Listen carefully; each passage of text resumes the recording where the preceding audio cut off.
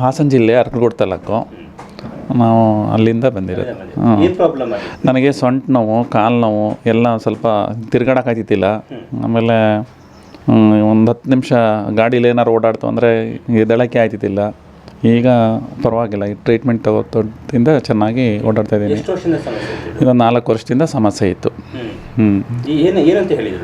Doctor ಅದೇ operation, ಇದು ನರದ ಮೇಲೆ ನರ ಕೂತಿದೆ, MRI ಸ್ಕ್ಯಾನ್ ಎಲ್ಲ ಮಾಡಿಸ್ದೆ, ನರದ ಮೇಲೆ ನರ ಕೂತಿದೆ, ಆಪ್ರೇಷನ್ ಮಾಡಬೇಕು ಅಂತಂದರು. ಆಮೇಲೆ ನಮ್ಮ ನಾದಿನಿಯವರಿದ್ದರು, ಅವ್ರು ಇಲ್ಲಿ ಒಂದು ಸಲ ಟ್ರೀಟ್ಮೆಂಟ್ ತೊಗೊಂಡೋಗಿದ್ರು. ಆಪ್ರೇಷನ್ ಮಾಡಿದ್ಬಿಟ್ರೆ ನಾಳೆ ದಿವಸ ಎದ್ದೇಳ್ತಾರೋ ಏನೋ ಗೊತ್ತಿಲ್ಲ, ಇಲ್ಲೊಂದು ಸಲ ತೋರಿಸೋಣ ಅಂತ ಹೇಳಿದರು. ಆಮೇಲೆ ನಾನು ಇಲ್ಲಿ ಬಂದು ತೋರಿಸ್ದಾಗ ಈಗ ಪರವಾಗಿಲ್ಲ. ಇಲ್ಲೇ ಟ್ರೀಟ್ಮೆಂಟ್ ಹಾಂ. ಫಸ್ಟ್ ನೋಡ್ಕೊಂಡು ಬಿಡೋಣ, 4 ಟ್ರೀಟ್ಮೆಂಟ್ ತಗೊಳ್ಳೋಣ, ಆಮೇಲೆ ಆಪ್ರೇಷನ್ ಮಾಡ್ಸೋಕ್ಕಾಗತ್ತೆ ಅಂತ ತಿಳ್ಕೊಂಡಿದ್ದೆ. ಈಗ ಪರವಾಗಿಲ್ಲ. ರೆಡಿಯಾಗಿದ್ದೆ. ಅಲ್ಲಿ ದುಡ್ಡೇನು ಕೇಳಿರಲಿಲ್ಲ, ಒಂದು 6,500 ರೂಪಾಯಿ ಇದಾಯ್ತು. MRI ಸ್ಕ್ಯಾನಿಂಗ್ ಆಯಿತು, ಬನ್ನಿ ಮಾತಾಡೋಣ ಅಂತ ಹೇಳಿದರು. ಹೇಳಿದೆ. ಅದೇ ಆ್ಯಕ್ಚುಲಿ ಅಂದರೆ ನನಗೆ ತಿರ್ಗಾಡೋಕ್ಕಾಯ್ತಿರ್ಲಿಲ್ಲ, ಸೊಂಟ ಫುಲ್ ನೋವು, ಬ್ಯಾಕ್ ಫುಲ್ ನೋವು ಬಂದುಬಿಡೋದು. ಈಗ ಪರವಾಗಿಲ್ಲ, ಟ್ರೀಟ್ಮೆಂಟ್ ತೊಗೊಂಡು ತೊಟ್ಟಿಂದ ಪರವಾಗಿಲ್ಲ. ಈಗೆಲ್ಲ ಸಮಸ್ಯೆ ಆಗ್ತಾಯಿತ್ತು, ಎದ್ದೇಳೋಕ್ಕೆ ಆಯ್ತಿಲ್ಲ, ಕಾಲು ಎಳೆಯೋಕ್ಕಾಯ್ತಿಲ್ಲ, ಈ ಥರ ಇತ್ತು. ಈಗ ಒಂದು 10 ಟ್ರೀಟ್ಮೆಂಟ್ ತೊಗೊಂಡಿದ್ದೀನಿ, ಪರವಾಗಿಲ್ಲ. ನನಗೆ ಈಗ ಒಂದು 4-5 ಟ್ರೀಟ್ಮೆಂಟ್ ತೊಗೊಂಡ್ಮೇಲೆ ಗೊತ್ತಾಯಿತು ಇದ್ರ ಪರಿಣಾಮ ಚೆನ್ನಾಗಿದೆ, ಪರವಾಗಿಲ್ಲ ಅಂತ ಹೇಳಿ. ಓಡಾಡ್ತಾಯಿದ್ದೀವಿ. ಇನ್ನೂ ಸ್ವಲ್ಪ ಹೇಳಿದ್ದಾರೆ. ನಾನು ಬಂದ ತಕ್ಷಣ ಅದೇ ಮಾಮೂಲಿ ಇಂಜೆಕ್ಷನ್, ಸೂಜಿಲಿ ಚುಚ್ಚಿ ಎಲ್ಲ ಇದು ಮಾಡಿದರು, ಮಸಾಜ್ ಎಲ್ಲ, ಸೂಜಿ ಚಿಕಿತ್ಸೆ ಎಲ್ಲ ಮಾಡಿ ಪಂಚರ್ ಮಾಡಿದರು. ಆಮೇಲೆ ಇನ್ನೊಬ್ಬರು ಕೇಳಿದರು ನಾನು ಏನು ಎಂತು ಅಂತೇಳಿ, ಇನ್ನೊಬ್ಬರು ಬರ್ತಾಯಿದ್ದಾರೆ. ಅವರು ಬರ್ತಾಯಿದ್ದಾರೆ, ಅವರು ಹಾಸನ ಜಿಲ್ಲೆನೇ. ಅವರು ಫೋನ್ ಮಾಡಿದ್ರೇನಾ ಸರ್? ನಿಮಗೆ ಫೋನ್ ಮಾಡಿದ್ರಲ್ಲ? 4 ವರ್ಷದಿಂದ ತೊಂದರೆ ಇತ್ತು ನನಗೆ. ಮುಗೀತು. ಇನ್ನೂ ಟ್ರೀಟ್ಮೆಂಟ್ ತಗೊತಾ ಇದ್ದೀವಿ. ನಂಬಿಕೆ ಇದೆ, ಪರವಾಗಿಲ್ಲ, ನಂಬಿಕೆ ಇದೆ. ಉಸ್ಮಾನ್ ಅಂತ, ನಾನು ಆಕ್ಯುಪಂಚರ್ ಥೆರಪಿಸ್ಟು. ನಮ್ಮಲ್ಲಿ ಮೇನಾಗಿ ಒಂದು ಸಯಾಟಿಕಾ ನರ್ವ್ ಬಗ್ಗೆ ನಾನು ಸಯಾಟಿಕಾ ಯಾವ ಥರ ಏನು ಅದ್ರ ಬಗ್ಗೆ ನಾನು ನಿಮಗೆ ಮಾಹಿತಿ ಕೊಡ್ತೀನಿ. ಸಯಾಟಿಕಾ ಅನ್ನೋದು ಒಂದು ನರ್ವ್, ಅದು ನಮ್ಮ ಸ್ಪೈನಿಂದ ಕಾಲಿಗೆ ಬರೋಂಥದ್ದು ನರ್ವ್. ಅದು ಯಾವ ಥರ ಆಗುತ್ತೆ, ಏನಾಗುತ್ತೆ ಅಂತ ನಾನು ಹೇಳ್ತೀನಿ ನೋಡಿ. ಸ್ಪೈನಲ್ಲಿ 33 ಮೂಳೆ ಇರ್ತದೆ.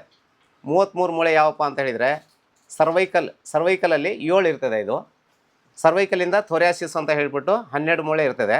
ಅದ್ರ ಕೆಳಗಡೆಗೆ ಲಂಬರ್ ಅಂತ ಹೇಳ್ತೀವಿ. ಲಂಬರ್ ಅಂತ ಹೇಳಿದರೆ, ಈಗ ನಾವು ಕರೆಕ್ಟಾಗಿ ಬೆನ್ನಲ್ಲಿ ಕೈ ಹಾಕಿದರೆ ಹಳ್ಳ ಸಿಗುತ್ತಲ್ಲ, ಅದೇ ಜಾಗ ಲಂಬರ್. ಅದು ಲಂಬರಲ್ಲಿ 5 ಇರ್ತದೆ. ಅದ್ರ ಕೆಳಗಡೆ ಸ್ಯಾಕ್ರೆಲ್ಲು, ಕಾಕ್ಸೆಲ್ ಅಂತ ಹೇಳ್ತೀವಿ. ಈ ಥರ 33 ಮೂಳೆ ಇರ್ತದೆ. ಈ ಸಯಾಟಿಕಾ ಅಂತ ಅಂದರೆ ಏನು ಅಂತ ಹೇಳಿದರೆ, ಸಯಾಟಿಕಾ ಅನ್ನೋದು ಒಂದು ನರ್ವ್. ಅದು ಸಯಾಟಿಕಾ ನರ್ವ್ ಇದೇನಾಗುತ್ತೆ, ಸ್ಪೈನಿಂದ ಕೆಳಗಡೆ ಕಾಲಲ್ಲಿ 2 ಕಾಲಲ್ಲೂ ಇರ್ತದೆ. ಆಲ್ಮೋಸ್ಟ್ 100ಕ್ಕೆ 90% ಜನಕ್ಕೆ ಒಂದು ಕಾಲಿಗೆ ಬರ್ತದೆ. ಯಾವ್ದಾರ ಇಲ್ಲ ಬಲಗಡೆ ಬರ್ಬೋದು, ಇಲ್ಲಾಂದರೆ ಎಡಗಡೆ ಬರ್ಬೋದು. 2 ಕಾಲಿಗೆ ಬರೋದು ಒಂದು 10% ಜನಕ್ಕೆ ಮಾತ್ರ. ಇದು ಬಂದರೆ ಏನಾಗುತ್ತೆ ಸಮಸ್ಯೆ ಅಂದರೆ, ಜಾಸ್ತಿ ಹೊತ್ತು ನಿಂತ್ಕೊಳ್ಳೋಕ್ಕಾಗಲ್ಲ, ಜಾಸ್ತಿ ಹೊತ್ತು ಕುತ್ಕೊಳ್ಳೋಕ್ಕೂ ಆಗಲ್ಲ, ಆಮೇಲೆ ಜಾಸ್ತಿ ಹೊತ್ತು ಓಡಾಡಿದರೂ ಕಷ್ಟ, ಈ ಥರ. ಆಮೇಲೆ ಕರೆಂಟ್ ಹೊಡೆದಂಗೆ ಆಗುತ್ತೆ, ಸ್ವಲ್ಪ ನಡೆದ್ರೆ ಸಾಕು ಕರೆಂಟ್ ಹೊಡೆದಂಗೆ ಆಗುತ್ತೆ, ಆ ಸಮಸ್ಯೆ ಆಗುತ್ತೆ. ಈ ಸಯಾಟಿಕಾ ನರ್ವ್ ಬಂದ್ಬಿಟ್ಟು ಡಿಸ್ಕ್ ಬಲ್ಜ್ ಅಂತ ಹೇಳ್ತೀವಿ. ಈಗ ಕೆಲವೊಬ್ಬರು MRI ಸ್ಕ್ಯಾನಿಂಗ್ ಮಾಡಿಸ್, ಅದು ಹೆಂಗೆ ಲಕ್ಷಣಗಳು ಗೊತ್ತಾಗುತ್ತೆ ಅಂತ ಹೇಳಿದರೆ, ಕೆಲವೊಬ್ಬರು MRI ಸ್ಕ್ಯಾನಿಂಗ್ ಮಾಡಿಸ್ತಾರೆ. ಆ MRI ಸ್ಕ್ಯಾನಿಂಗಲ್ಲಿ ಏನಿರುತ್ತೆ ಅಂತ ಹೇಳಿದರೆ, ಆಲ್ಮೋಸ್ಟ್ 100ಕ್ಕೆ 90% ಬರೋದು ಲಂಬರಲ್ಲಿ L4 L5 ಇದೇ ಜಾಗದಲ್ಲಿ ಬರ್ತದೆ. ಈ L4 L5 ಇಲ್ಲಿ ನೋಡಿ, ಇದು L4 L5. ಈ ಡಿಸ್ಕ್ ಅಂದರೆ ಇದು. ಈ ಡಿಸ್ಕು ಈಚೆ ಹೊರಗಡೆ ಬಂದು ಇದು ಒಂದು ನರ್ವ್ಗೆ ಟಚ್ ಆಗ್ತಾ ಇರ್ತದೆ. ಕಾಲಲ್ಲಿ ಹೋಗುತ್ತಲ್ಲ, ಆ ನರ್ವ್ಗೆ ಈ ನರ್ವ್ಗೆ ಟಚ್ ಆಗ್ತಾ ಇರ್ತದೆ. ಇಲ್ಲಿ ಟಚ್ ಆಗ್ತಾ ಇದ್ದರೆ ಏನಾಗುತ್ತೆ, ಬ್ಲಡ್ ಸರ್ಕ್ಯುಲೇಷನ್ ಪ್ರಾಪರಾಗಿ ಆಗಲ್ಲ. ಆವಾಗ ಏನಾಗುತ್ತೆ, ಕಾಲು ಉರಿ ಬರೋದು, ನಡೆಯೋಕ್ಕಾಗಲ್ಲ, ಕುತ್ಕೊಳ್ಳೋಕ್ಕೂ ಆಗಲ್ಲ, ಈ ಸಮಸ್ಯೆ ಆಗ್ತವೆ.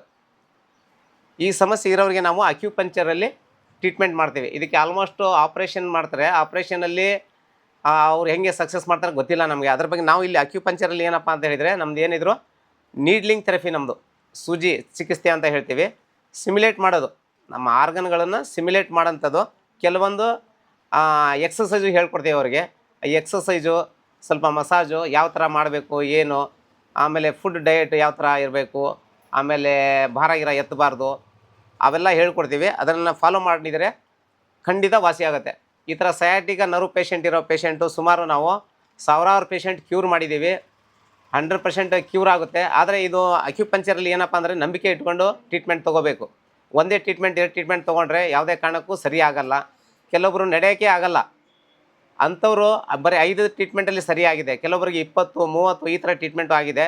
ಅವ್ರ ಬಾಡಿ ಕಂಡೀಷನು, ಇಮ್ಯುನಿಟಿ, ನಮ್ಮ ಪವರ್ ಹೆಂಗಿರ್ತದೋ ಒಂದು ಬಾಡಿಯಲ್ಲಿ, ಆ ಥರ ಇಮ್ಯುನಿಟಿ ಇದ್ದಂಗೆ ಅದು ಕ್ಯೂರ್ ಆಗುತ್ತೆ ಸರ್. 100% ಕ್ಯೂರ್ ಆಗುತ್ತೆ. ಹಳೆ ಕಾಲದಲ್ಲಿ ಯಾವ ಥರ ಇತ್ತು ಅಂದರೆ ಆಕ್ಸಿಡೆಂಟ್ ಆಗಿಬಿಟ್ಟು ಬಿದ್ದರೆ ಆವಾಗ ಡಿಸ್ಕ್ ಬಲ್ಜ್ ಆಗೋದು ಆ ಥರ ಆಗ್ತಾಯಿತ್ತು. ಈಗಿನ ಸಮಸ್ಯೆ ಹೆಂಗೆ ಆಗಿದೆ ಅಂದರೆ ಚಿಕ್ಕ ಹುಡುಗರಿಗೆ ಸಹಿತ ಬರ್ತಾಯಿದೆ. ನಮ್ಮಲ್ಲಿ ಬಂದಿದ್ದ ಕಡೂರಿಂದ ಒಬ್ಬ ಹುಡುಗ, 12 ವರ್ಷ ಅವನಿಗೆ, 12 ಅಂತಾನೆ 18 ವರ್ಷ, 18 ವರ್ಷ ಹುಡುಗನಿಗೂ ಸಹಿತ ಇದು ಬಂದಿತ್ತು, ಸಯಾಟಿಕ ನರ್ವ್ ಪೇನು. ಅವನಿಗೂ ಸಹಿತ ಕ್ಯೂರ್ ಆಗಿದೆ. ಭಾರ ಸರ್ ಜಾಸ್ತಿ ಹೊತ್ತು ಕೂತ್ಕೊಂಡು ಕೆಲಸ ಮಾಡಿ ನಿಂತ್ಕೊಂಡು ಕೆಲಸ ಮಾಡಿದ್ರು ಆ ಥರ ಆಗುತ್ತೆ. ಭಾರ ಎತ್ತಿದ್ರೂ ಆಗುತ್ತೆ. ಏನಾದರೂ ಈಗ ಸಡನ್ನಾಗಿ ನಾವು ಏನೋ ಭಾರ ಎತ್ತಾ ಇರ್ತೀವಿ ಯಾವುದೋ ಜ್ಞಾನದಲ್ಲಿ, ಭಾರ ಎತ್ತದಾಗ ಏನಾಗುತ್ತೆ, ಈ ಜಾಗ ಸಲಕ್ಕಂತ ಸೌಂಡ್ ಬಂದ್ಬಿಟ್ಟು ಇದು ಡಿಸ್ಕ್ ಹೊರಗಡೆ ಬರ್ತದೆ. ಹೊರಗಡೆ ಬಂದು ಇದು ನರಕ್ಕೆ ಟಚ್ ಆಗ್ತಾ ಇದ್ದರೆ ಮುಗೀತು. ಅದು ಒಳಗಡೆ ಹೋಗೋದು ಹೆಂಗೆ ಅಂತ ಆಪ್ರೇಷನ್ನೇ ಮಾಡಬೇಕು ಅಂತ ಹೇಳ್ತಾರೆ ಅದಕ್ಕೆ. ನಮ್ಮಲ್ಲಿ ಆಪ್ರೇಷನ್ ಏನೂ ಮಾಡಲ್ಲ. ನಾವು ಕೆಲವೊಂದು ಎಕ್ಸಸೈಸ್ ತೋರಿಸ್ಕೊಡ್ತೀವಿ, ಆಮೇಲೆ ಅಕ್ಯುಪಂಕ್ಚರ್ ಟ್ರೀಟ್ಮೆಂಟ್ ಮಾಡ್ತೀವಿ. ಅಕ್ಯುಪಂಕ್ಚರ್ ಟ್ರೀಟ್ಮೆಂಟಲ್ಲೇ ಸರಿ ಆಗಿಬಿಡ್ತದೆ ಅದು. ಸ್ವಲ್ಪ ರೆಸ್ಟ್ ಸರಿ ಆಗುತ್ತೆ ಸರ್, ಸರಿ ಆಗುತ್ತೆ. ನಾವು MRI ಸ್ಕ್ಯಾನಿಂಗ್ ಇಲ್ಲ ಅಂದರೂ ಸಹಿತ, ಈಗ ಕೆಲವೊಬ್ರು ಬಡವ್ರು ಇರ್ತಾರೆ, MRI ಸ್ಕ್ಯಾನಿಂಗ್ ಮಾಡ್ಸೋಕ್ಕಾಗಲ್ಲ. ನಾವೇನು ಮಾಡ್ತೀವಿ, ನಾನು ಇಲ್ಲಿ ಪ್ರಾಕ್ಟಿಕಲಾಗಿ ನಾನೇ ಚೆಕ್ ಮಾಡ್ತೀನಿ. ಚೆಕ್ ಮಾಡಿದರೆ ನೋವಿದೆ ಇಲ್ವಾ, ಎಲ್ಲಿ ನೋವಿದೆ, ಯಾವ ಜಾಗದಲ್ಲಿ ನೋವಿದೆ ಅಂತ ನಾನು ಹೇಳಬಲ್ಲೆ. ಈಗ ಸರ್ವೈಕಲಲ್ಲಿ ಪ್ರಾಬ್ಲಮ್ ಇದ್ದರೆ ಕೈ ಬೆರಳಲ್ಲಿ ಚೆಕ್ ಮಾಡ್ತೀನಿ. ಈಗ ಕಾಲು ಸೊಂಟದಲ್ಲಿ ನೋವಿದ್ರೆ, ಕಾಲು ಸೆಳೆತ ಎಲ್ಲ ಬರೆದ್ರೆ ಕಾಲಲ್ಲಿ ಚೆಕ್ ಮಾಡ್ತೀನಿ. ಅದು ಕರೆಕ್ಟ್ ಆಗಿರ್ತದೆ ಸರ್. ಅದು ಅಲ್ಲೇ ಪ್ರಾಬ್ಲಮ್ ಆಗಿದೆ ಅಂತ ನಮ್ಗೆ ಪಕ್ಕಾ ಗೊತ್ತಾಗ್ಬಿಡ್ತದೆ. ಸ್ಪಾಂಡಿಲಿಸಿಸ್ ಇದ್ದರೆ ಏನಾಗುತ್ತೆ, ಬಲ್ಜಿಂಗ್ ಆಗಿದ್ರೆ ಏನಾಗುತ್ತೆ, ಅದು ನಮ್ಗೆ ಗೊತ್ತಾಗುತ್ತೆ. ಆ ಥರ ನೋಡಿಕೊಂಡು ಸುಮಾರು ಪೇಷಂಟ್ ನಾವು ಟ್ರೀಟ್ಮೆಂಟ್ ಮಾಡಿದ್ದೀವಿ. ಸರ್ ನಾನು 5 ವರ್ಷದಿಂದ ಮಾಡ್ತಾಯಿದ್ದೀವಿ. ನಮ್ಮ ಕ್ಲಿನಿಕ್ಕು 5 ವರ್ಷದಿಂದ ನಾವು ನಡೆಸ್ತಾ ಇದ್ದೀವಿ ಕ್ಲಿನಿಕ್ಕು. ನಾವು ಅಕ್ಯುಪಂಕ್ಚರ್ ಥೆರಪಿಸ್ಟ್ ಸರ್.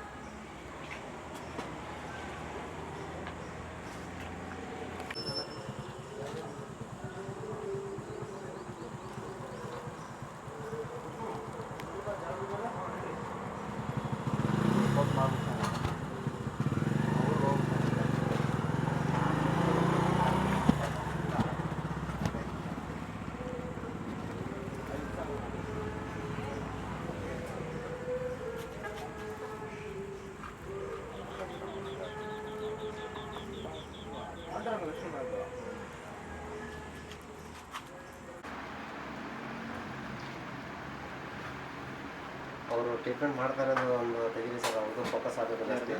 ರಾಜೇಶ್